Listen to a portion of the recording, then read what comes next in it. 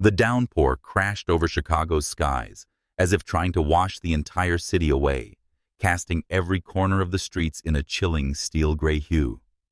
Amid the chaos of honking horns, flashing lights, and people frantically rushing to escape the storm, a jet-black Bentley sped silently down Michigan Avenue, like a soul desperately fleeing a fate already written. Behind the wheel sat Lucas Whitmore, 43 years old, CEO of the financial empire Whitmore Holdings. His name was no stranger to Forbes covers, often accompanied by praise, like the symbol of modern American power. And yet, in this very moment, he was no longer the icy, commanding business magnate. No longer the billionaire capable of shifting markets with a single word. He was just a man crushed by three simple words. You're infertile, irreversible, no natural reproductive ability. The doctor's words echoed in his head like a death knell, for a dream he'd never dared to admit he longed for becoming a father. Lucas gripped the steering wheel tightly, his knuckles turning white, as if trying to crush the brutal truth in his hands. In that instant, all the control, composure, and confidence that once commanded fear in financial circles shattered. A man who had always scoffed at emotions was now drowning in them. The streetlights blurred into smeared streaks of light in his vision. Rain lashed against the windshield, but Lucas paid no mind. He pressed harder on the gas pedal, ignoring blaring horns. He ignored the red light ahead and every rule he had abided by during 2 decades in the business world. All that remained in him was the image of his late father, Alexander Whitmore, a cold and rigid man who had burdened Lucas with the weight of legacy. You must leave behind a legacy, a bloodline, a name that cannot be forgotten. Now that legacy had been severed. A sharp bend appeared up ahead, but it was too late. The sound of metal colliding rang out like a scream from the underworld tires screeching across the rain-slicked pavement like the cry of a helpless soul. The Bentley spun out of control, slammed into the guardrail, flipped and burst into flames. If you've ever thought a man with everything could never fall into despair, Lucas Whitmore will make you think again. Today's story begins with an accident, but it's more than a car crash. It's a collision between two worlds, a billionaire and a humble schoolteacher. A life fractured by a medical verdict and a heart quietly waiting to be healed. You're about to witness Lucas's journey not to regain power, but to rediscover himself. Alone in the rain, lost among the city lights, he doesn't yet know that somewhere out there, a woman is about to enter his life like a small flame in the winter night, silent, but warm enough to awaken destiny. Do you believe a stranger can change the fate of someone thought to be beyond saving? If that question stirs something in you, don't forget to share your thoughts in the comments, and subscribe to the channel, so you won't miss the next chapter of this journey through darkness and hope. Your support fuels us to tell heartfelt, healing, and deeply human stories. The rain hadn't stopped. Drops pounded against the windshield of an old Honda so worn down, it barely resembled its original form, creating a monotonous yet persistent rhythm, like the weary sigh of the city itself. Naomi Brooks leaned back tiredly in the driver's seat, her eyes unfocused, staring ahead, as if still hearing the voices of her students echoing in her mind. She had just finished another long day at Southside High School, where she didn't just teach literature. She was also a listener, a protector, and sometimes a surrogate mother to kids, all too familiar with violence and loss. Naomi was born in this very place, Englewood, a neighborhood infamous for its poverty rates and sky-high crime statistics. She used to believe she would never escape it. But her mother, Grace Brooks, with her loving heart and gifted hands, had taught Naomi that dreams were something no one could take away as long as you held on to them. Grace passed away from cancer when Naomi was just 12. Her father vanished not long after without a trace. The following years were long and grueling, studying, working part-time, avoiding the wrong path, and eventually earning a college scholarship. Naomi returned to where she'd grown up, not because she had nowhere else to go, but because she wanted to build the haven she had longed for as a child. Starting with a tiny classroom at Southside High, Naomi expanded her efforts into a grassroots community center, where she offered free tutoring counseling sessions for teens and kept young people away from dangerous paths. To her, it wasn't charity, it was a calling. But tonight, Naomi wasn't thinking about lesson plans or students. She wanted to get home, peel off her soaked raincoat, and curl up on the couch with a book. For the past 2 months, her body had grown heavier with each passing day. Naomi was pregnant with twins, the result of a brief and failed relationship. The father, Marcus, had vanished the moment he heard the news. Naomi didn't hate him. She had learned not to expect anything from anyone but herself. As her car rolled across a bridge, a sudden flash of red tore through the night sky. A loud explosion followed. Instinctively, Naomi slammed on the brakes, her heart pounding as the burst of light from the blast reflected off her window. Just up ahead, a car had flipped onto its side, flames raging violently from its crumpled frame. Naomi threw open her door, ignoring the wind and rain. Her thin canvas shoes slipped on the wet asphalt as she rushed toward the scene. Smoke and fire billowed like a living beast, the smell of gasoline choking her lungs. But through the twisted wreckage, she heard a faint broken moan. Without hesitation, Naomi crouched down, yanking the dented door with a strength she didn't know she had. Inside was a man, blood streaming from his temple, eyes closed, body limp. "Hey, can you hear me?" she shouted over the crackling flames and merciless rain. He didn't respond. She leaned in, wrapped her arms around his shoulders, and began pulling him out inch by inch from the deformed leather seat. Pain shot through her back, but Naomi didn't stop. Not because she was a hero, but because in the flickering firelight illuminating the man's face, she saw a helplessness she recognized, like her own reflection at age 12, unseen, uncared for, unrescued. They were barely 10 meters from the car when a deafening explosion tore through the darkness. Fire surged upward in a column of light, piercing the rain like a flame from hell. Naomi threw herself down instinctively, shielding the man with her own body. When she looked up, her face blurred with water and smoke. The man stirred in her arms. His deep blue eyes fluttered open, confused in pain, and locked onto hers. For a brief moment they stared at each other, not as rescuer and rescued, but as two strangers bound together by a moment that would alter both their lives forever. The wail of an ambulance cut through the air. Red lights blinked through the thick rain. Paramedics arrived, lifting the man onto a stretcher. A young firefighter rushed to Naomi and asked, "What's your name?" "For the report." Naomi shook her head. Her voice trembled, but her words were firm. "It doesn't matter. What matters is, he's alive." Then she turned away, walking back to her old Honda waiting in the rain. Her heart still pounded. Her palms still felt the lingering warmth of his hand. She didn't know who she had just saved, or that the act would ignite its own storm.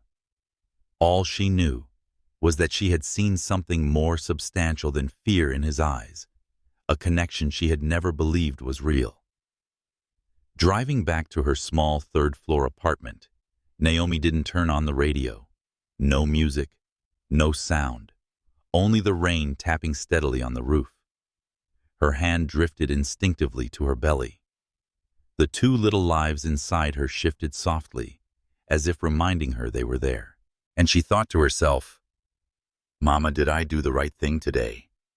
And somewhere in the heart of the city, a man whose name she didn't know, the man who would soon change her entire life and the lives of her unborn children, lay unconscious in a hospital bed, surrounded by cold white lights and the steady rhythm of machines. But when he woke, he would remember only one thing.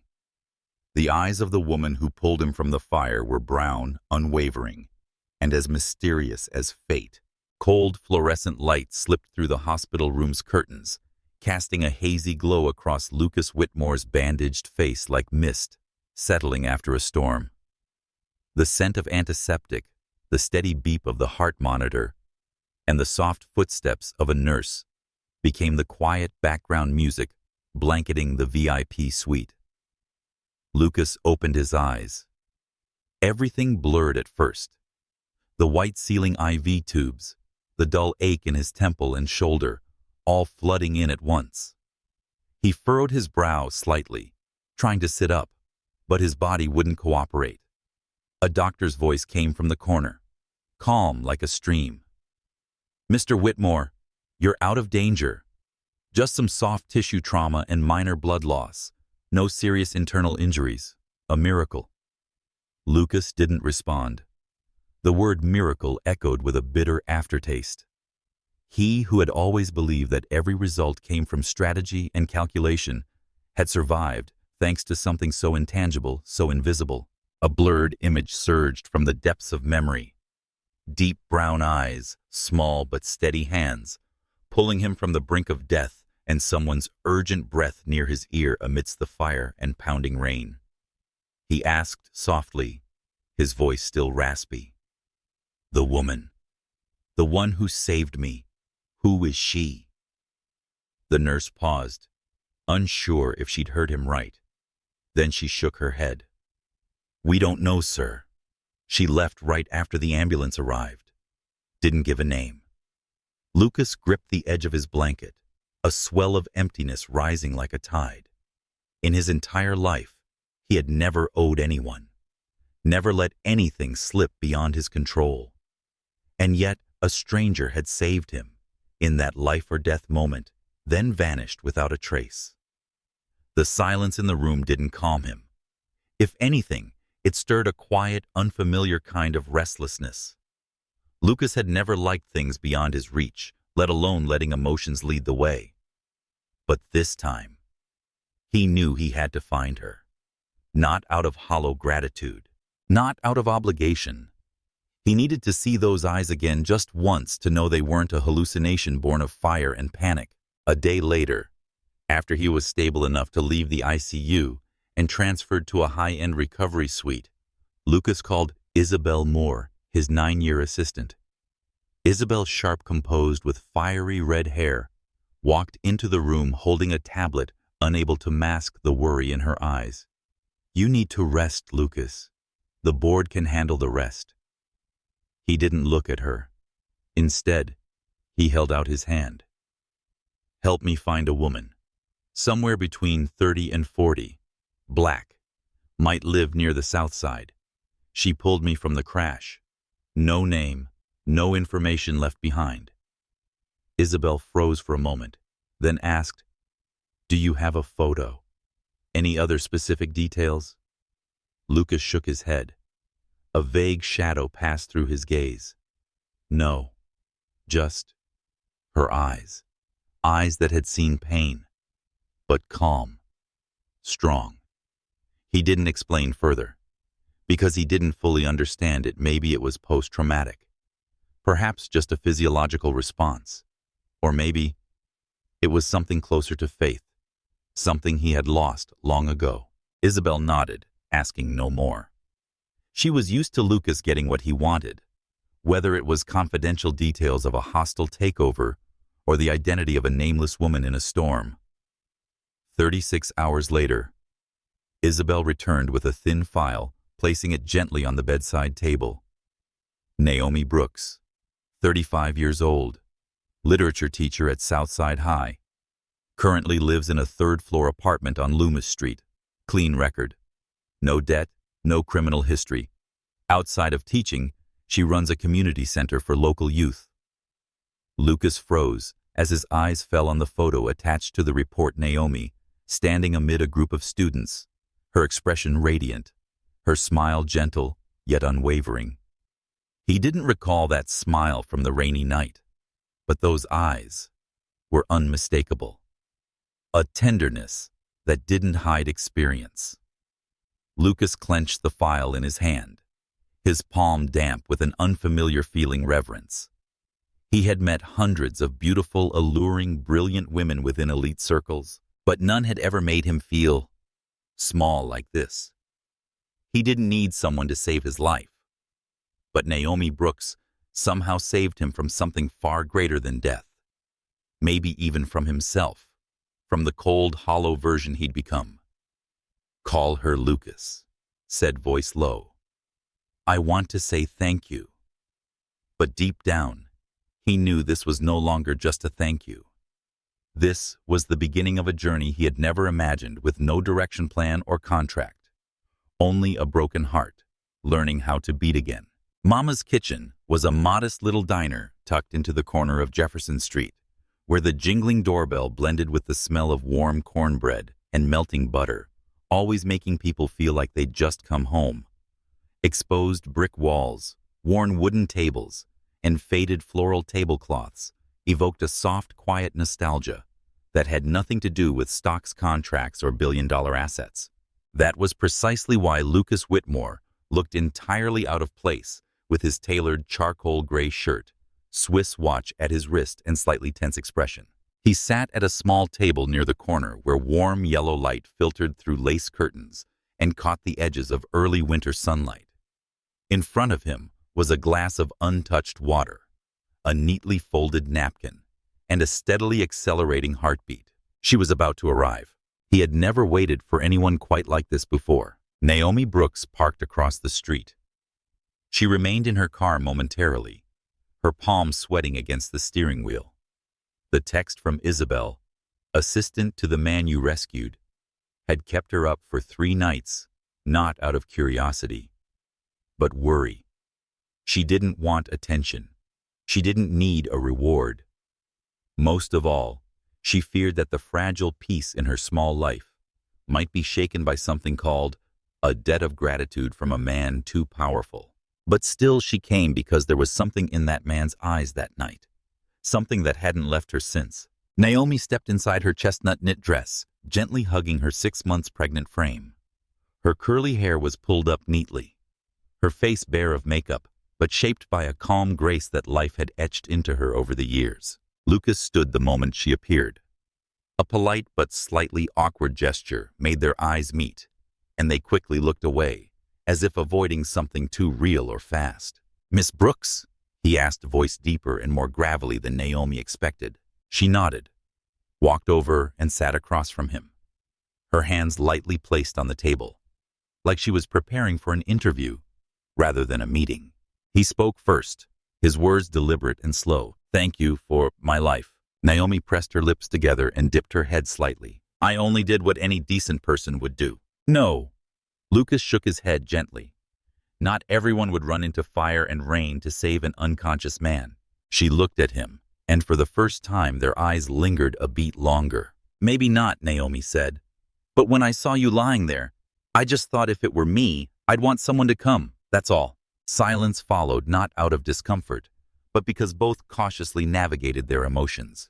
Lucas brushed his fingers against the glass of water, his eyes never leaving Naomi's face.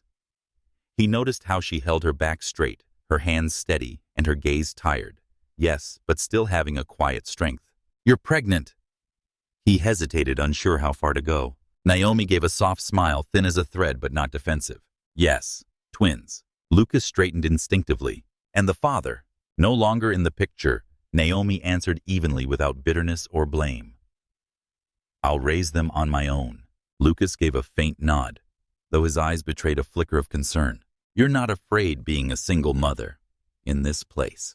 Naomi looked out the window where the late sunlight caught on droplets of leftover rain. "I grew up here. Living with fear is normal. But I also learned the scarier thing is not believing in yourself." This time, Lucas stayed quiet longer. Something in her words made him feel smaller, not in status, but in conviction. A woman with no wealth, protection, or fame, yet carrying something he had longed for all his life, unshakable belief. The server arrived with 2 plates of warm cornbread and a bowl of hearty stew. Naomi raised an eyebrow at him. You ordered this. Lucas smiled sheepishly. My assistant told me I should try it. Honestly, I'm not used to places like this. That's okay, Naomi replied, eyes lighting just a little. Mama's kitchen doesn't ask you to fit in, just to be hungry. He chuckled softly, his first real laugh in days. And Naomi was surprised at how at ease she suddenly felt watching a man once featured on financial magazine covers awkwardly reach for a piece of warm cornbread, like it was his first time discovering food. They ate in silence, but not the forced kind.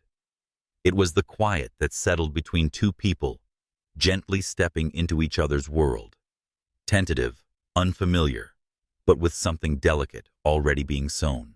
When Naomi dabbed her lips with a napkin and prepared to leave, she looked at Lucas for the first time, not with the eyes of someone who had once saved his life.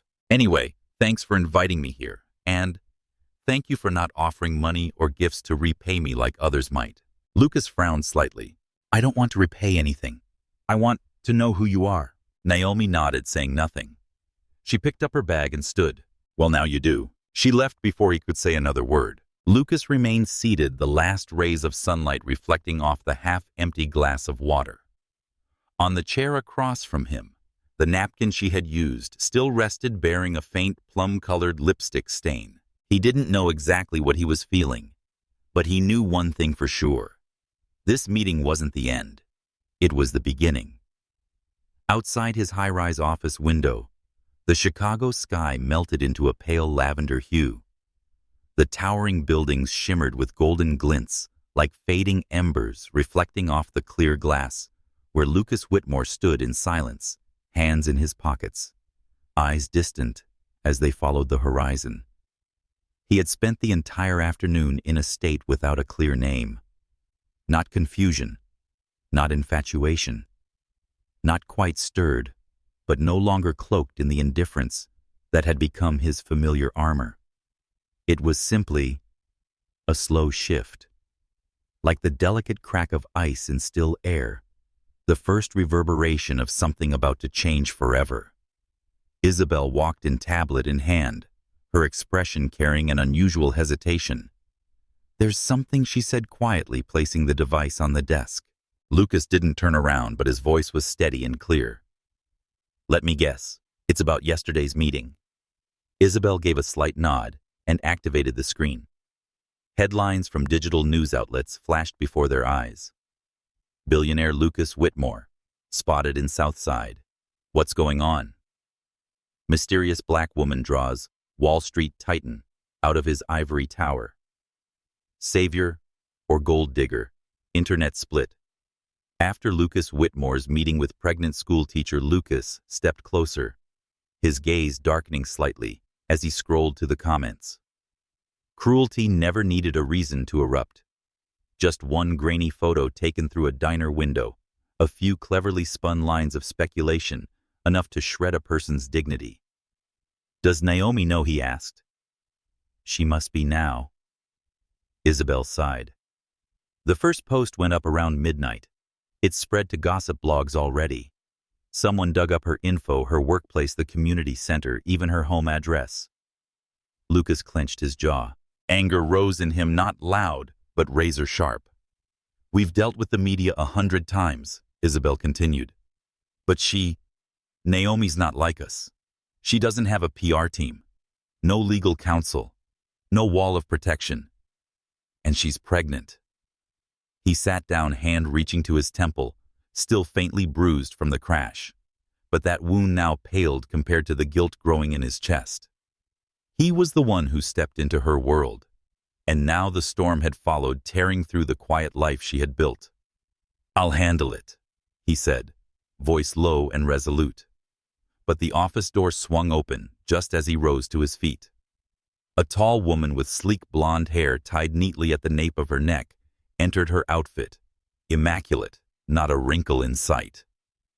Vivian Whitmore, his sister, director of the family's trust operations. Her eyes were steel cold.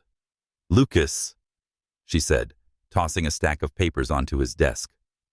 What the hell do you think you're doing? He didn't answer. Vivian pointed at printed headlines, her lips tight. You show up with some unknown woman in Southside in a rundown diner and let the press photograph it like it's a date. And now look, what are they calling her? She pulled out a quote. Single mom from the ghetto. Holds hands with Wall Street tycoon, modern-day Cinderella, or emotional manipulation at its finest. Lucas walked forward, voice composed. Naomi, saved my life. And the children, twins. No husband, Vivian hissed. Are you sure she's not using those kids as bargaining chips? Someone like that should not be associated with the Whitmore name. Silence fell. Lucas stared directly at his sister, eyes unwavering and calm. Don't call her someone like that. And don't speak about our family like it's some flawless legacy. Vivian flinched for a moment. Lucas rarely pushed back. But this time, his protectiveness over Naomi wasn't impulsive. It was instinctive. She didn't ask for anything. No favors, no demands. And I owe her more than my life. I owe her the way she made me see myself again. Vivian let out a cold laugh, then turned on her heel. You're dreaming, and sooner or later you'll wake up. The door slammed behind her. Lucas stood still, bathed in the golden glow of evening light, surrounded by sleek, cold glass walls. But all he could see was Naomi in her chestnut knit dress, her smile soft as wind, her voice unwavering as she said, I'll raise them on my own. He knew her life hadn't been easy, but now, with the world beginning to twist her image through a distorted lens, he, the first man she saved, would not stay silent. Naomi's quiet departure from Mama's kitchen wasn't a dismissal. It was an invitation. An invitation to step into a world where kindness came without conditions and love wasn't measured in bank balances. Lucas knew he stood at a crossroads. One path, the familiar, safe, calculated, sterile. The other, Naomi, the woman in the fire, trying to shield her fragile world from a media storm she never asked for. And he didn't hesitate to choose his direction. The Chicago sky was starless. Thick clouds hung like heavy blankets over the streets of Southside, making the streetlights appear even more yellowed, lonely, against the damp and chilly night. Naomi Brooks sat alone by the window in a small third-floor apartment on the corner of Loomis Street. A cup of chamomile tea had gone cold in her hands untouched. Her gaze was distant, fixed on the withered trees, swaying gently in the wind. Her heart was heavy. She didn't need to look at her phone to know what was happening out there. The rumors had already spread like the scent of smoke through a tightly packed neighborhood, seeping into every corner of life. She had tried to stay calm and tried to seem unbothered. But what hurt the most wasn't the cruel comments or the candid photographs. It was how a few of her students looked at her in class that morning. Curious, suspicious, as if she were no longer the same. One of her closest students, Jamal, the boy who once told her she was the first person to believe I could be better than this life, had silently placed a bag of cookies on her desk after school. No words. Just a small note: I believe in you. Don't leave us. Naomi read it and nearly cried. But now, when everything had gone quiet, just her and the two tiny lives growing inside her, her strength felt nearly spent. Life's blows teach you how to endure. But that doesn't mean you always have the strength to keep holding on. That was when the doorbell rang. Naomi frowned. She wasn't expecting anyone this late. She set the tea down, straightened her long knit sweater, and walked to the door. Standing there was a man, tall, solid, and disturbingly familiar. Dark brown eyes, neatly cropped hair, a half-smile that once disarmed her during a weary chapter of her life. Marcus Reed, the father of the twins, is growing inside her. She said nothing, didn't open the door all the way, didn't invite him in. She stood there, hand-gripping the doorknob, her voice as cold as the night air. "What are you doing here?" Marcus tilted his head, eyes flicking down to the curve of her stomach beneath the soft wool. "You're pregnant." Naomi didn't respond. She waited. Marcus shrugged, leaning against the doorway like he'd done it 100 times before. "Saw you on the news.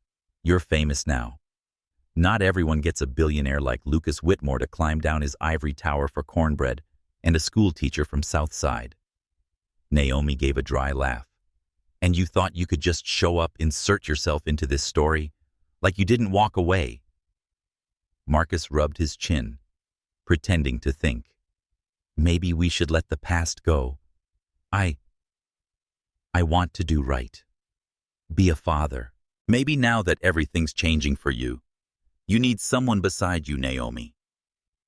"Someone beside me," she repeated, tasting the bitterness of the phrase like something all too familiar. "What is it you want, Marcus?" Silence. He didn't meet her eyes when he answered. "Maybe we can work something out. If Lucas is planning to stick around, I think I should also have a place in the story. I'm not asking for much.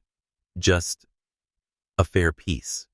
You might not see it now, but—" Naomi cut him off, her eyes darkening. "You're saying that if I'm involved with Lucas, you're owed something from me." Marcus pressed his lips together. He didn't answer, but the truth hung clearer than any excuse could. Naomi took a step back, still holding the door. "I once thought I was strong enough to forgive you, not blame you when you walked away as I stood alone. But now I know some people don't deserve forgiveness, and you're one of them." Marcus didn't move. Under the hallway light, his shadow stretched long and crooked, just like the audacity he carried. "You should think carefully, Naomi. Not everyone's going to stand by you." The door slammed shut. Naomi leaned against the wall, her hand instinctively resting on her belly, where 2 tiny heartbeats thudded steadily in their safe little world. She felt tired, not from the pregnancy, but from how fragile trust had become after giving it to the wrong person. At that moment across the city at Whitmore Holdings, Lucas reviewed the latest photographs his PR team collected. One stopped him cold. A distant shot Naomi standing in her apartment doorway. Marcus was facing her saying something. She stood still, her hand tightly gripping the frame. "Who is he?" Lucas asked, voice low. Isabel checked the data and replied, "Marcus Reed." Cross-referenced with old hospital files and private sources, he's the biological father of the twins Naomi is carrying. Lucas said nothing for a moment, but his expression shifted. No longer just protective, but watchful. Not of Naomi, but because he knew men like Marcus could destroy the most fragile things, not with fists, but with targeted strikes at the heart of someone's trust. Lucas held the photo, staring at it for a long time. He couldn't go back in time to save Naomi from past mistakes, but he could stand beside her now, so those mistakes didn't have to be hers to carry alone. And this time, he wouldn't wait. Naomi Brooks strolled down the hospital hallway, holding a student's file folder. She had come to visit one of the kids from her community center who had just undergone an appendectomy, a small, simple thing. But today, every step felt heavier than usual. Though she had tried to stay composed in front of Marcus and ignore the flood of distorted headlines written about her, Naomi still felt a sting each time someone's gaze lingered a little too long, or whenever she caught whispers fading just behind her. The peace she had built so carefully with late-night classes, with every job offer, turned down in favor of staying with the children of Southside, felt as though it might crumble under the weight of rumors. And in that fragile moment, a familiar voice, deep and deliberate, called from behind Naomi. She turned around. Lucas Whitmore stood at the end of the corridor, not wearing a blazer like usual, just a pale blue shirt sleeves rolled to the elbows. He looked different, not in appearance, but in his eyes. Something softer was there, like a storm had receded, just enough to make space for sincerity. "What are you doing here?" Naomi asked gently, without defense, without pushing him away. Lucas stepped closer, maintaining a respectful distance. I heard Marcus came to see you. Naomi nodded. She didn't hide it. She didn't need to explain. He wants to use whatever connection between you and me as leverage, she said, eyes steady. As if this pregnancy were a bargaining chip, not two living souls. Lucas's hands tightened slightly. Then he spoke slowly, as if every word had been carefully chosen. I used to think I had nothing to offer a child. No instincts, no capability, not even the biological possibility. But when I saw you standing there in front of that little apartment door, one hand on your belly, your eyes steady in front of Marcus, I knew. If anyone deserves to be a mother, it's you. And if anyone deserves to stand beside you, I want to try to be that person.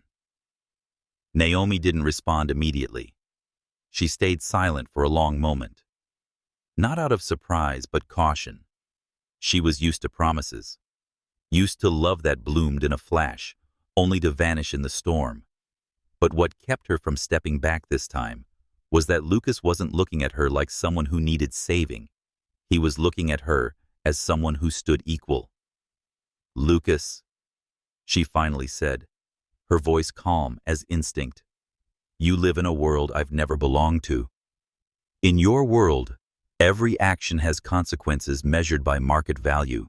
But me, I want peace. For myself, for my children. I'm not sure I can handle being seen again through the eyes of pity or suspicion. Lucas shook his head. He stepped half a pace closer, just enough for their breath to mingle. I don't pity you, Naomi. I admire you. She looked up. Her gaze remained firm, but something in it softened. I've never had a real family.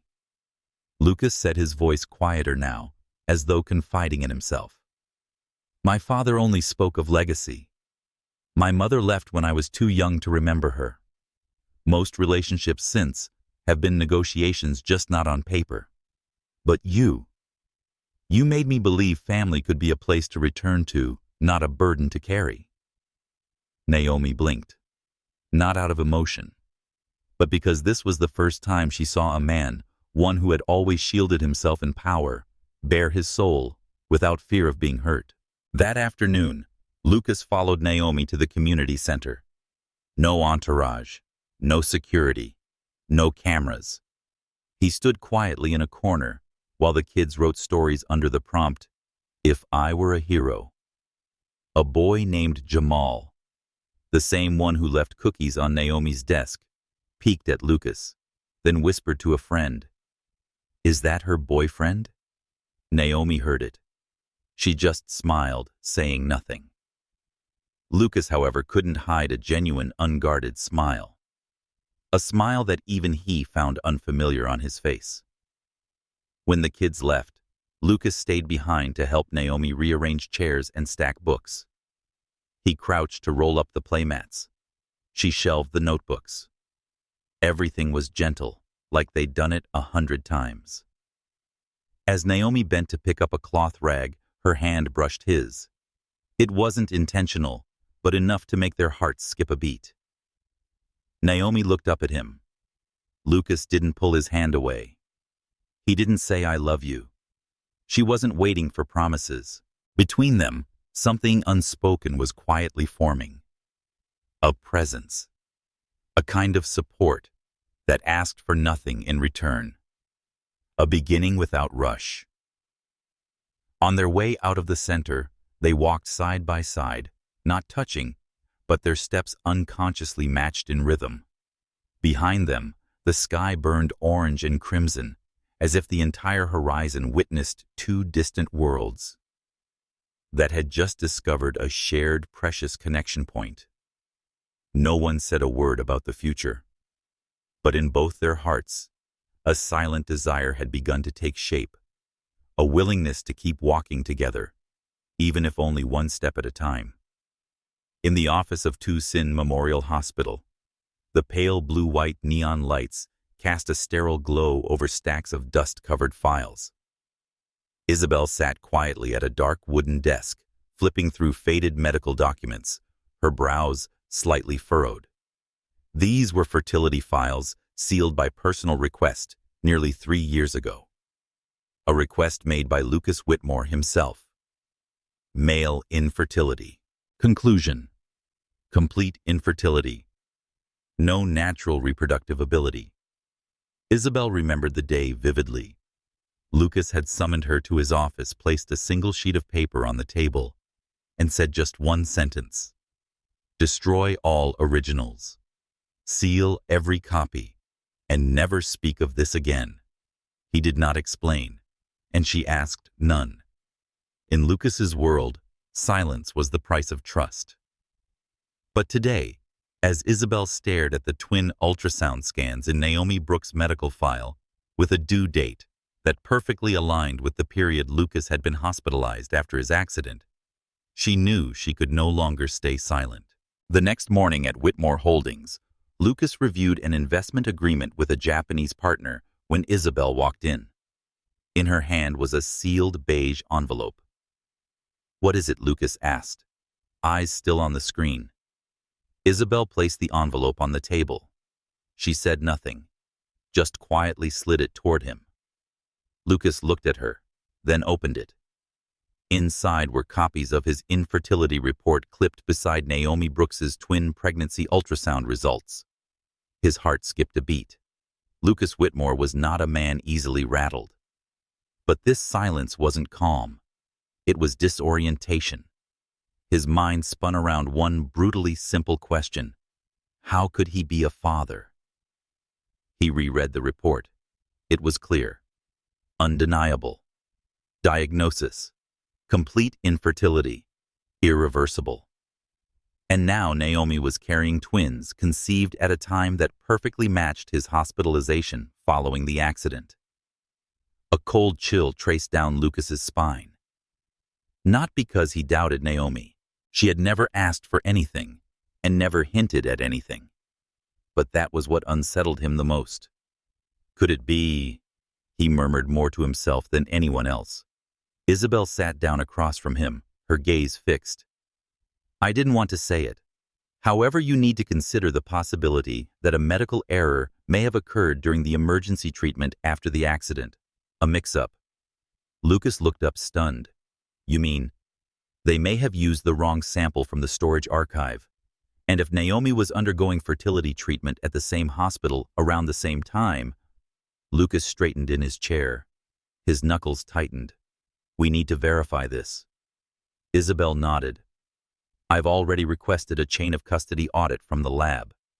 But if this is true, it's not just clerical, it would be a massive scandal. Lucas sat in silence for a long time. Inside, two parts of him waged war. One part, the man who built an empire on logic, demanded answers, facts control. But the other part, quieter, deeper, whispered of something else, a miracle. A second chance impossible to explain, but perhaps meant to be. That afternoon, Lucas drove alone to the community center, no driver, no assistant. He didn't call ahead. He didn't want time to prepare his thoughts. Naomi was seated on the floor guiding children through an art activity. One hand held a crayon, the other gently rested on her stomach.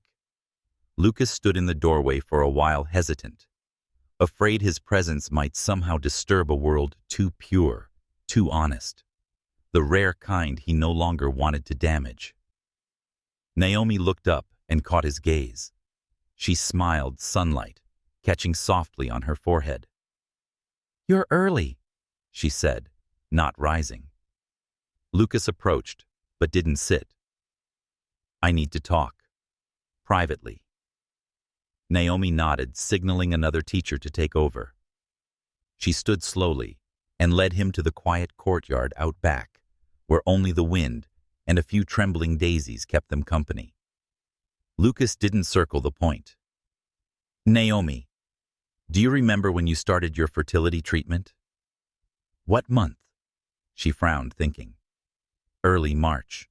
February was when I decided to donate eggs to my sister. The hospital requested I begin all the medical prep around then. He nodded. His hand stayed in his coat pocket. It's strange. I was hospitalized in that same hospital, also in March. Emergency surgery after the crash. Naomi blinked. What are you thinking? Lucas took a deep breath. No words had ever felt this heavy on his tongue. I have medical records proving I can't have children, completely infertile. But your conception date and the timing of your treatment, it aligns exactly with when I was in that hospital. The wind paused. Naomi stood still. She didn't flinch, didn't retreat. She just looked at him for a long moment. You think, she said softly, that you're the father of these babies? Lucas nodded. His gaze didn't waver. I can't say for sure, but I need to know. And you have the right to know too. Naomi didn't answer. Her face showed no anger, no panic, only a quiet sorrow, light, but deep.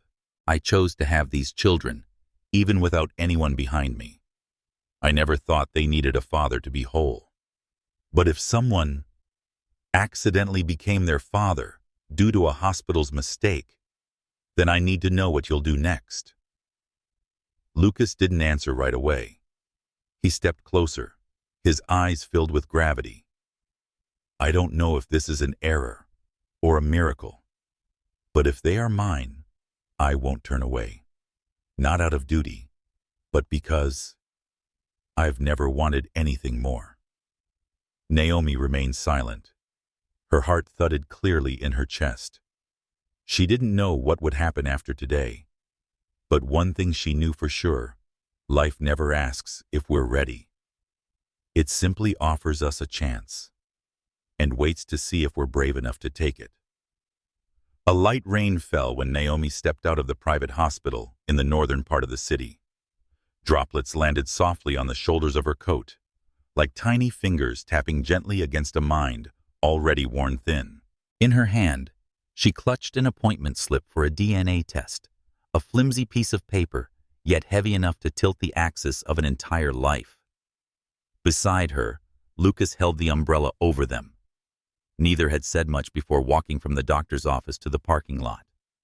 Not because there was nothing to say, but because there was too much that couldn't be said with words. They sat in the car for a long time, and neither started the engine. Lucas stared straight ahead, his hands resting loosely on the steering wheel, unlike his usual firm grip when steering through markets and mergers. He had mastered the art of control in finance crisis and every measurable variable. But no one had ever taught him how to stay calm when his heart desperately wanted something his mind demanded to verify. Are you scared? Lucas asked, not turning to her. Naomi leaned her head against the window, eyes following the raindrops sliding down the glass. No, she replied softly. I'm just scared of hoping. Lucas tightened his grip just slightly. Hope is such a fragile word, yet so heavy between faith and uncertainty. Hope could be what keeps a person going, but it could also be the very thing that breaks them if it slips away. Do you think, he hesitated, if the results say I'm the father, that it would be ironic? Naomi turned to look at him for the first time since they'd left the hospital. No, she said firmly. I think irony is when a man can be a father, but never wants to be. But if you truly are their father, and you're here because of that, then it's a gift, Lucas, whether it came through error or destiny. A long moment passed. Lucas turned toward her, eyes softening. He had never heard anyone speak of children with such reverence, as if being born and loved were a miracle enough. 2 weeks later, the results were ready. Naomi picked them up alone. She didn't tell Lucas, not out of mistrust, but she needed a moment of her own to listen to her heart before the world became loud again. She stepped out of the diagnostic center, envelope in hand. Every hypothesis faded into the background. There was only one question echoing inside her. If it's true, will I allow myself to believe that something good can come without a price? She stopped at a small corner cafe, ordered a ginger tea, and sat at a quiet back table. Then she opened the envelope. The results were printed in cold black and white. Clinical. Emotionless. Conclusion. Probability of paternity. Lucas Whitmore. Twin fetuses. 99%. She exhaled long, quietly. She didn't know if it was release or surrender. Her heart didn't race. No tears fell. Only a stillness began to settle in her chest, as if the entire universe had paused for one breath to confirm that sometimes the most implausible truth is the one that's undeniably real. That afternoon, Lucas was in a meeting at headquarters when Isabel entered and placed a phone in front of him. "Naomi sent you this." On the screen was a single photo, not of the test results, but of Naomi's hand resting gently over her belly, with golden afternoon light streaming through the window, and one line of text beneath. "What do we do with this truth?" Lucas looked up. He didn't speak, but the meeting ended then and there. An hour later, he stood at Naomi's door. She opened it, not surprised to see him. They stood in silence for a few seconds before Naomi finally said, "I've read it. I've thought about it. And I'm ready to ask you something." Lucas nodded. "Are you sure that stepping into this role isn't out of guilt? Not because your name is on some piece of paper, but because of me, because of these children." Lucas stepped closer, not touching her, but his gaze alone was enough to quiet her heartbeat. "I've lived so long with a sense of something missing, without knowing what it was," he said gently. "Now I know it was family, not the version I feared. Not some cold definition carved by legacy, but a place where someone chooses to stay. Willingly." Naomi held his gaze for a long time.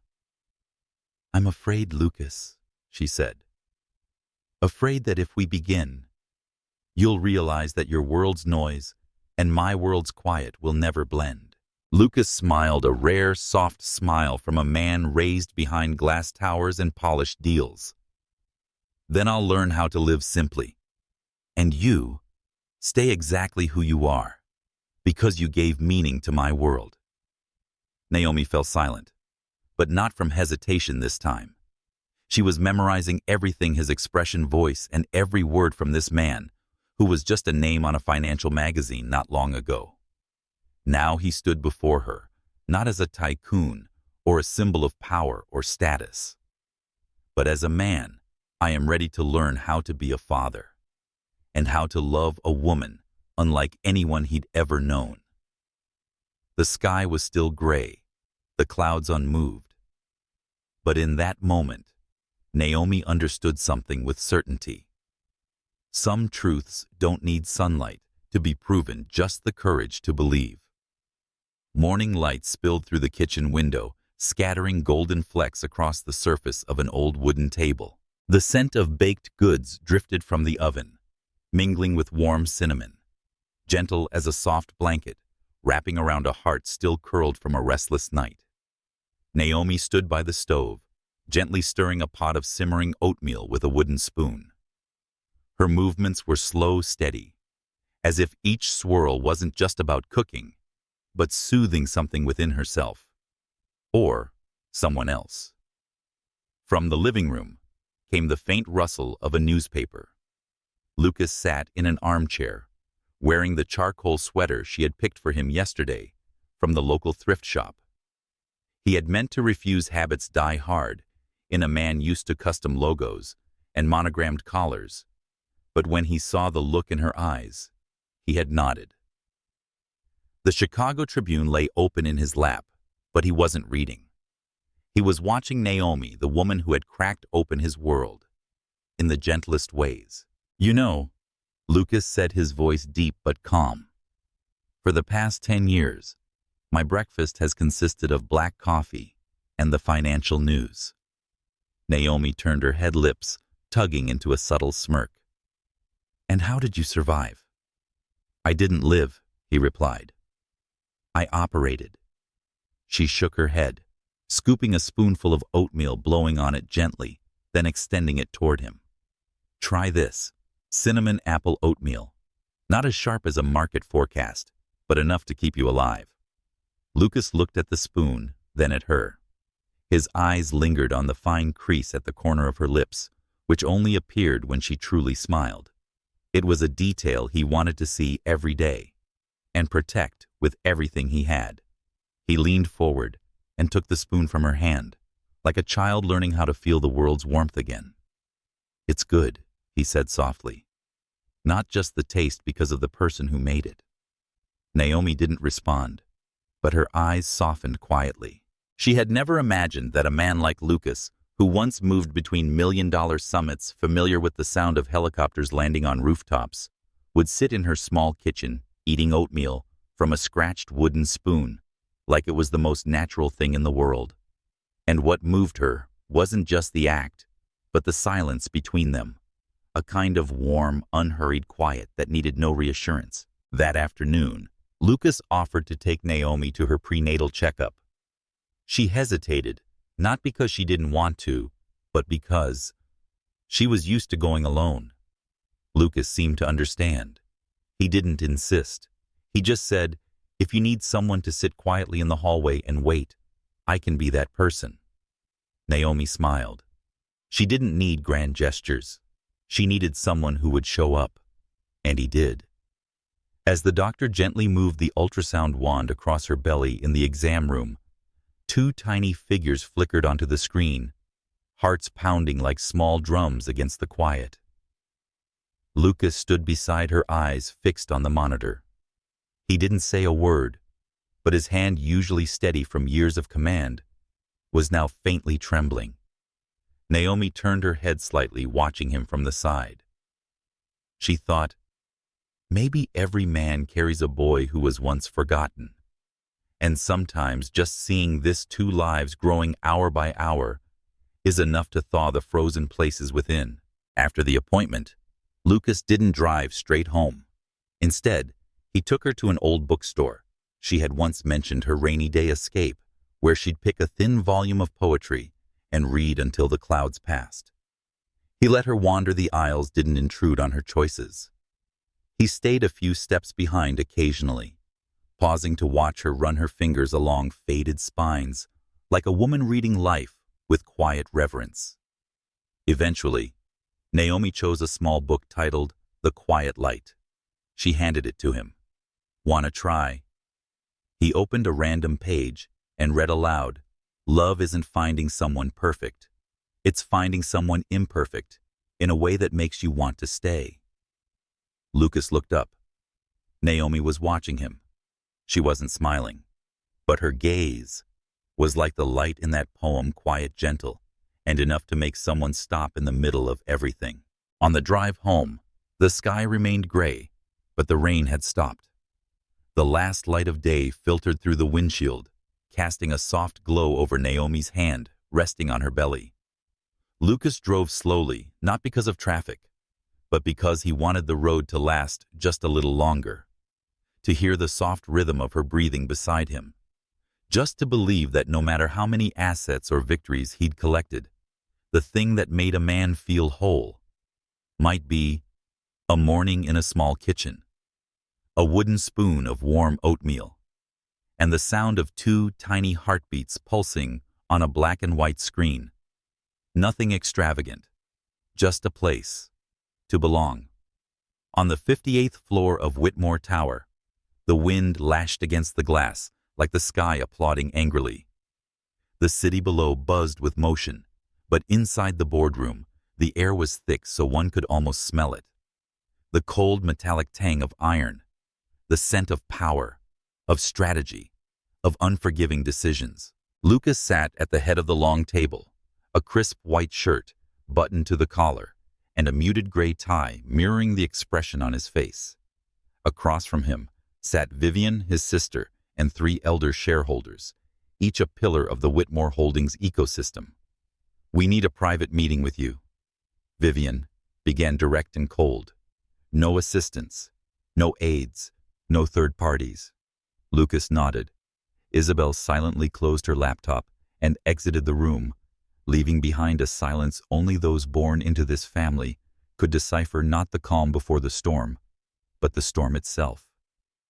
This situation with Naomi Brooks. Vivian continued tapping her fingers against the dark wood. Has gone too far. Lucas met her eyes. His face remained unreadable. A schoolteacher from Southside, pregnant with twins, no husband, no assets, no pedigree, Vivian said. The media may call it a fairy tale, but the shareholders, they call it an investment risk. And now you've confirmed you're the biological father of her children. Are you planning to announce this at next month's shareholder meeting? Lucas leaned back in his chair. If anyone wants proof, he said evenly, they'll get the DNA results. That's not the issue, one of the older shareholders said. It's not about truth. It's about appearance. She's not suitable, Lucas. Not for the image of a dynasty built over 3 generations of upper-class white families. You need to understand the line between personal life and commitment to the system. Lucas let out a soft, humorless chuckle. Not mocking, just exhausted. Exhausted by the repetition of a lesson he'd memorized since childhood, that emotion is a liability in the world of people who never bow their heads. Naomi didn't ask to be part of this system, he said quietly. She doesn't want a share of any empire. She wants to live in peace, raise her children, and hold on to what she believes is right. Vivian narrowed her eyes. Then why pull her into the spotlight? Headlines follow every step you take. You took her to a hospital bookstore and on walks in the city. Do you think no one noticed? How long do you think she can handle the pressure before she breaks? And if she breaks, are you sure you won't break with her? Lucas stood, placing his hands lightly on the edge of the table. Maybe you don't understand. Naomi doesn't need to be protected from the world. She needs me not to hide her from it. No one spoke. There was no need to. The meeting ended not with resolution, but with a silent fracture. Words unspoken had drawn the line between 2 separate worlds. That night, Lucas arrived at Naomi's apartment later than usual. She was curled in a chair by the window, knees tucked beneath her, a book open on her lap. The room glowed with warm yellow light, soft jazz playing in the background, like a second breath. She looked up when he walked in, not surprised, not hurried, just a slight nod. Have you eaten?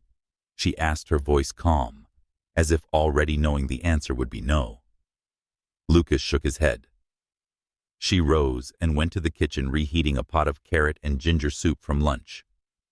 When she returned with a bowl, Lucas didn't eat right away. He sat and looked at her, the woman in the olive green maternity top, hair loose around her shoulders, eyes bright like stars in a sky clouded with smoke. Something happened, Naomi asked without turning around. Lucas exhaled. Yes and no. If this all becomes too much for you one day, I want you to know you can say it. I won't blame you. I won't try to be a hero. Naomi placed the bowl down and turned to him. You don't need to be a hero, Lucas. I'm not waiting to be rescued. I need to know that you'll sit beside me if I sit down when I'm tired, even in silence. Just be there. Lucas got up, walked to her, and sat on the floor at her feet, leaning against the chair. He didn't reach for her hand. He stayed close, quiet, present, and unintrusive. A moment later, Naomi gently ran her fingers through his hair, as if she were soothing a child who had grown up on rules instead of embraces. Lucas, she whispered, I'm not afraid of your world. I'm just afraid that you'll be forced to choose between me and that world one day. Lucas looked up, eyes as deep and still as dusk over water. Then you need to know, if I ever have to choose, I'll choose the place where you are. Naomi didn't speak. She rested her hand on her belly, where 2 tiny heartbeats pulsed quietly beneath her skin, and thought, some choices don't begin with declarations. They start with how someone looks at you and doesn't walk away. Outside, the rain had started again. But inside, they were already warm enough that no fire was needed. Chicago's weather turned on a dime. The sky had been clear just a week ago, sunlight spilling over tree branches like golden threads from heaven. Today, gray clouds rose from the direction of Lake Michigan, veiling the sun like a giant hand slowly curling into a fist. Naomi stood in front of the mirror, fingers grazing the buttons of her cream-colored maternity dress. But her eyes weren't focused on her reflection. They looked past the glass as if searching for something on the other side that needed to be seen, truly seen. Lucas appeared behind her, adjusting his tie. One hand gently rested on her shoulder. His reflection in the mirror was calm but resolute. "We can cancel," he said quietly, "if you're not feeling up for it." Naomi shook her head slowly. "I'm not afraid of being seen," she replied. "I'm afraid they won't see me." The annual awards gala, hosted by the nonprofit sponsored by Whitmore Holdings, was held in a luxury hotel downtown. It was an evening of crystal chandeliers, glittering gowns, and smiles practiced in front of bathroom mirrors. But this year, something was different. Lucas Whitmore arrived with a woman who did not belong to that world. Naomi walked into the grand ballroom beside Lucas, quiet and poised. Her hair was pulled into a simple low bun. No diamonds, no designer gown with daring cuts. Just clear, steady eyes that made the entire room pause for a beat. She wasn't trying to belong. And maybe that's what made her presence all the more striking. Everything else suddenly felt artificial. Lucas introduced her to a few familiar faces. Some shook her hand out of obligation, though still polite. Others couldn't hide the way their eyes flicked, measuring between who is she and what is she worth. Naomi didn't flinch. She hadn't come here to be accepted. She came to see whether love could stand in a room designed to reject it. Midway through the event, an older woman approached. Silver hair perfectly pinned back, a vintage luxury watch glinting at her wrist. Elaine Whitmore, Lucas's grandmother, a woman who once ran an empire with nothing but a soft voice and a tighter smile. "You're Naomi?"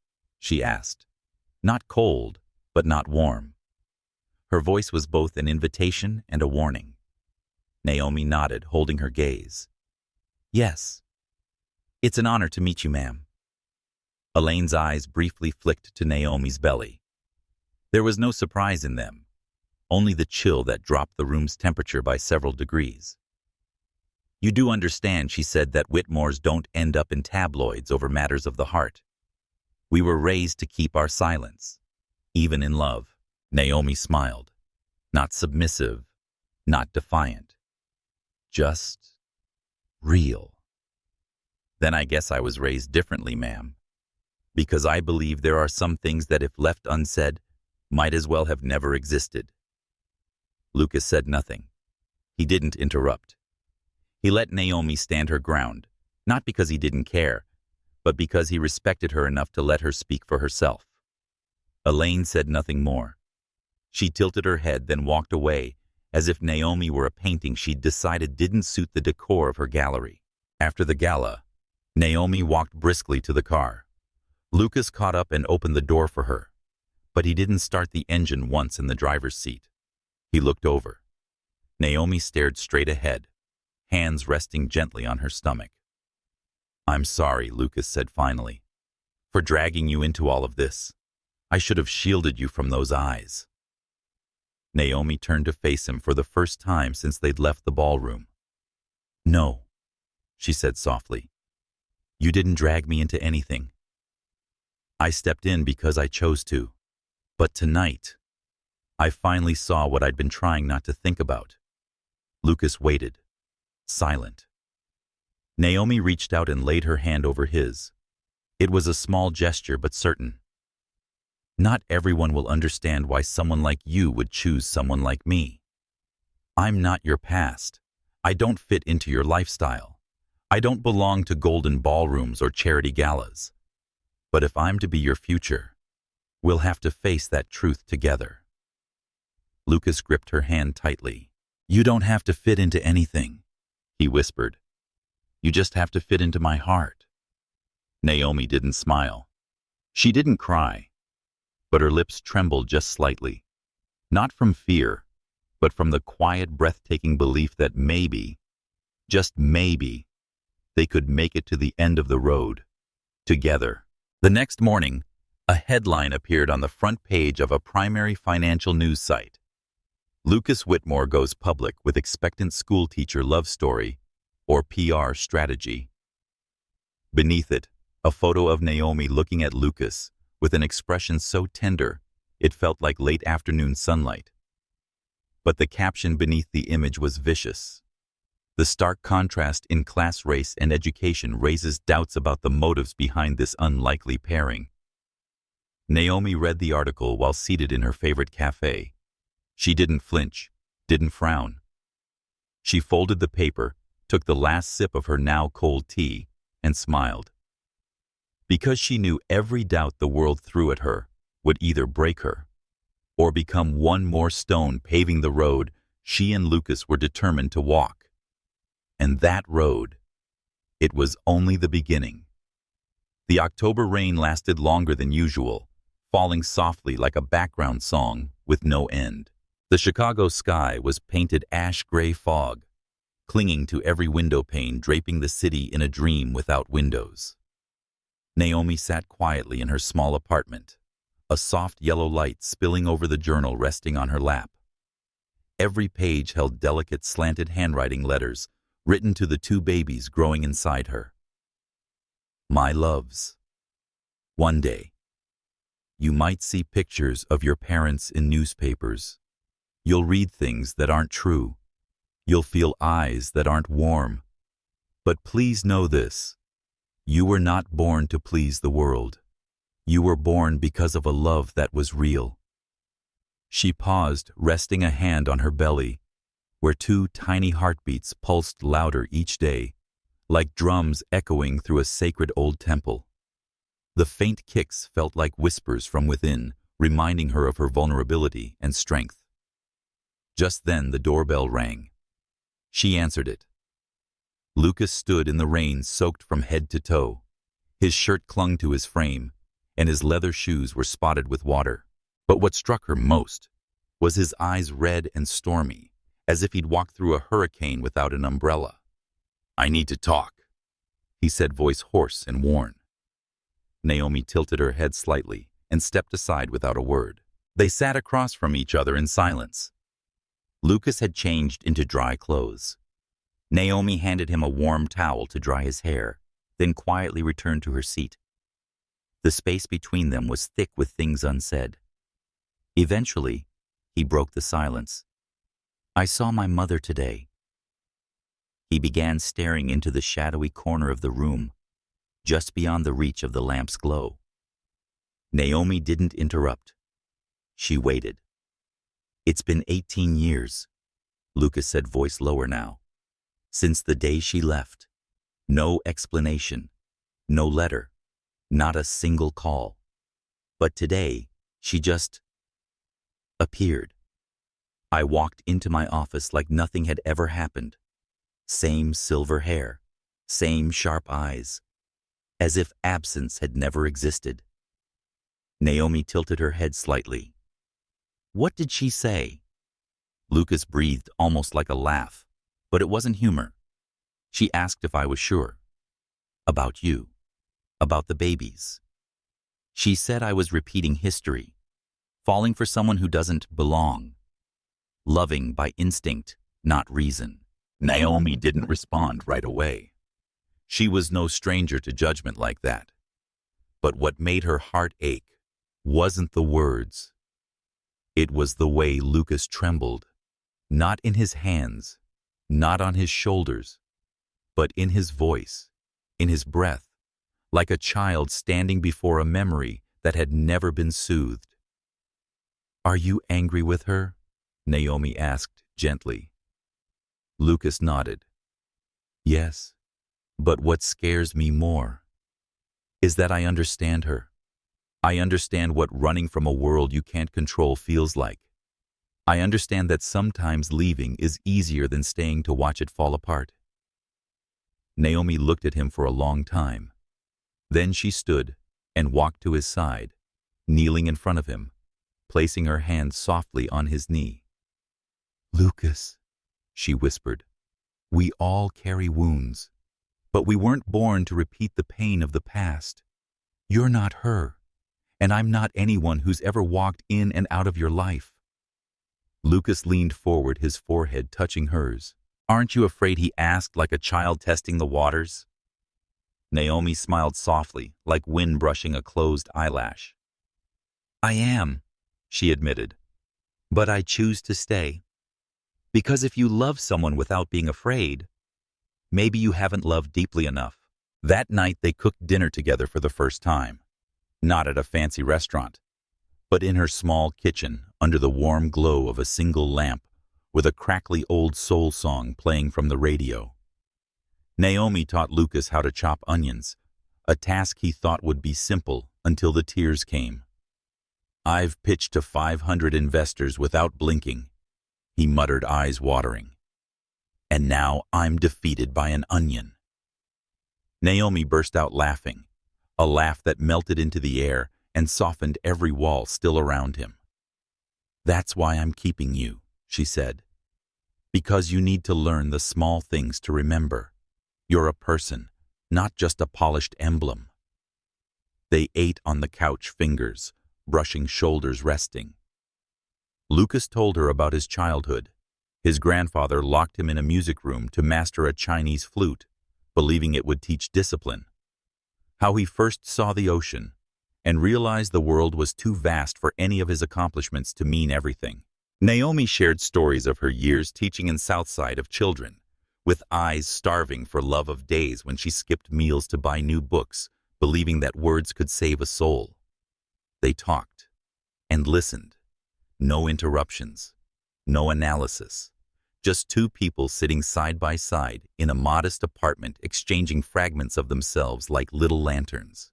Later that night, after Naomi had drifted to sleep, Lucas sat beside her bed, watching her in the quiet. In that dim light, she wasn't a symbol, not a Southside teacher, not a pregnant single mother, not a billionaire's partner. She was simply Naomi, the one woman who made him feel peaceful without effort. And he knew if he had to trade the whole world for this moment, he wouldn't hesitate. Because for the first time in years of living by logic, he had learned what it meant to love with his heart. Early winter had crept into Chicago. The endless memory-soaked rains had faded, replaced by sharp biting winds that sliced through windows and cut the air, like winter whispering something firm, something unforgiving. Naomi stood by the small table, fingers wrapped around a mug of hot ginger tea, eyes fixed on the street below. People hurried past, buried in heavy coats, shoulders hunched. But the chill that twisted in her chest had nothing to do with the wind. It was something older, something more profound. Like a scar, no longer bleeding, but still aching when touched. Last night, while Lucas slept, Naomi found an envelope in his coat pocket, draped on the chair. It wasn't much. Just an old photo, faded at the edges, of 18-year-old Lucas, standing beside a young woman with coiled hair, rich brown skin, and eyes sharp as razors. On the back, written in neat script, "When you come back, remember you owe me a lifetime." Naomi wasn't jealous, but her heart clenched, not because of the woman, but because Lucas had never told her. And silence, in any love, was always the first crack. Her name was Raven. Lucas stood by the window the next morning. Pale sunlight fell across half his face, deepening the fatigue etched there. Naomi said nothing. She sat across from him in a soft gray sweater, hands folded tightly in her lap. She wasn't accusing. She wasn't demanding. but her silence made every word heavier. "We met in college," he said. "She studied art. Wild, brilliant, fearless. She was so sharp that even our professors hesitated to cross her. She made me think. Maybe I didn't have to inherit anything. Maybe just loving someone could be enough." Naomi wasn't surprised. Everyone had someone like that once. Someone who made the world seem disposable with just one look. "What happened?" she asked. Lucas turned to her, not flinching. "She got pregnant." Naomi froze. "The baby didn't make it," he continued. "Not because of illness, but because she made the choice, before she ever told me. Then she left. No explanation. No goodbye."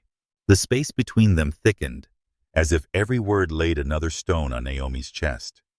"And now she's back." Her voice wasn't sharp or raised. It was the calm of someone who had faced disappointment too often to react quickly. Lucas nodded. "She's working with a major art foundation in New York. She sent the photo and a note. That's all. Nothing else." Naomi was quiet for a long time. Then she said, "You don't have to apologize for the past, but I need honesty in the present."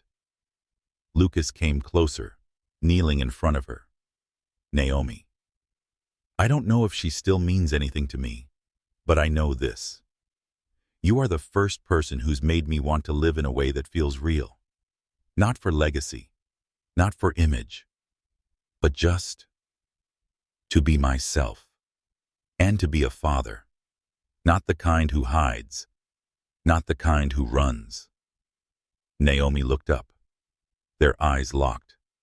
Amid all the uncertainty, one truth stood firm. Love wasn't about perfection. It was about choosing each other every single day. She didn't say she forgave him. She didn't promise to stay forever. But she poured a second cup of tea and set it in front of Lucas. And for him, that small gesture meant more than any promise. That afternoon, Naomi returned to the community center to teach her children's art class. She hadn't told Lucas, "Just left a note, I need an afternoon to remember who I was before you." She guided her students through coloring exercises. One curious boy raised his hand. "Miss Naomi, what power would you have if you were a superhero?" Naomi paused, then smiled. "I'd want to see the truth in people's eyes. Because sometimes, words aren't enough." She wasn't sure she could see the whole truth in Lucas, but she knew the truth within herself. She loved him, but she would not lose herself for that love. Late that evening when she came home, Naomi found Lucas sitting beside the twin cradle they had assembled the night before. He hadn't heard her come in. He was holding a small book reading softly. Naomi stood quietly by the doorway. "Hello, little ones," Lucas said, voice low. "You can't hear me yet, but I want to talk anyway. I don't know how to hold a newborn. I've never changed a diaper, but I'll learn. I'll learn everything, if you just come into this world." His voice wasn't perfect. It wavered. But there was something in it Naomi had never heard from him before. Tenderness, without proof, without performance. She stepped into the room and placed a hand on his shoulder. Lucas turned, surprise and uncertainty flickering in his eyes. Naomi gently laid one hand on her belly and the other on his. "We'll learn together." Lucas nodded. No promises, no vows. Only one undeniable truth. They had chosen each other, and they would keep choosing no matter what had come before. Outside, the wind howled again, but for the first time, Naomi didn't feel cold anymore. The night before Christmas Eve, Chicago welcomed its first snow. Snowflakes drifted like breath across porches' rooftops, and bare branches softly weaving a white blanket, as if the sky was whispering a lullaby. The air was thick with the scent of cinnamon-baked apples and warm wool. Everything seemed to suggest winter was making room for something sacred. In their small apartment, gentle string lights blinked around a modest green pine decorated with handmade ornaments Naomi crafted with her students. No gold, no glitter, just paper, stars, acrylic paint, and handwritten tags that read, "Love doesn't come to complete you. It comes to walk with you through the places you're not yet whole." Lucas was assembling the second stroller, though he still wasn't sure which baby would use which. Sweat beaded on his forehead, sleeves rolled to the elbows. His face caught between deep concentration and mild panic. That morning he'd closed a multi-million-dollar deal at the shareholder meeting. But now, installing a stroller, this felt like the actual test. Naomi stood behind him, hands resting on her lower back, her belly full and round. She watched him with a smile filled with the quiet joy of witnessing a version of Lucas no business magazine would ever feature. "Need help?" she asked. Lucas looked up, grinning like a kid caught sneaking candy. "I think I may have put the wheels on backward." Naomi knelt beside him, and together they took it apart and realigned each piece. No small talk, just the soft clicks of screws' synchronized breaths, and a wordless harmony that sounded, at least to them, like the perfect Christmas song. 1 a.m. Hospital. Naomi lay on the delivery bed, her forehead damp with sweat, her hand gripping Lucas's. He never took his eyes off her, but it wasn't the gaze of a lover. It was the look of someone learning how to be fully present, no matter how scared. "I'm so tired," Naomi whispered. "I know," Lucas said softly, "but you're the strongest person I've ever known." She looked at him, eyes, glassy lips curling. "Then let's hope our son inherits some of my courage, and a bit of your stubbornness." Lucas laughed, pressing his forehead to hers. "We're having 2 babies, Naomi." She exhaled deeply, nodding. "Right. Enough to turn our whole world upside down." 4:12 a.m. A cry rang out, then another. A boy. A girl. Healthy. Pink-cheeked. Their tiny fists curled tightly around their father's fingers as if sealing an unspoken promise. Lucas couldn't speak. He just stared, tears spilling down his face, not from grief, not from loneliness, but from gain. Naomi, exhausted but radiant, lay on the bed. "Let's name them," she whispered. Lucas sat beside her, clutching her hand. "Do you remember that poem you read me once, about the 2 lamps that burned through winter?" Naomi nodded faintly. "Then, our daughter is Lumi for light, and our son, Ezra, for silent strength." She smiled. Lumi and Ezra Whitmore. 1 month later. Lucas stood by the window watching the twins sleep in their matching bassinets. Naomi lay on the sofa, napping, an open book resting across her chest. Afternoon light filtered through the curtains, casting everything in a soft golden hue, like a dream still hanging in the air. There were still many things he wasn't sure of. He didn't know if the company would stay strong in a volatile market. He didn't know if the media would let go of their narrative. He didn't know if the past might come knocking again. But there was one thing he knew more certainly than any number he had ever signed off on. Love doesn't need to be perfect. It just needs to be chosen, nurtured day by day. And he chose Naomi. He chose those eyes, those hands, that quiet courage, the woman who didn't come to be rescued but to stay. If you've stayed with this story until now, maybe you believe what I believe, that love doesn't always come from sameness. It can grow between 2 worlds across race, class, or history, as long as 2 hearts are willing to meet truthfully. Share your thoughts after reading this story. If it moved you, leave a like to support more heartfelt storytelling like this. If you want to join us for more journeys of unexpected transformative love, don't forget to subscribe. Because sometimes one story is all it takes to make someone believe love always finds a way, even in the coldest winter.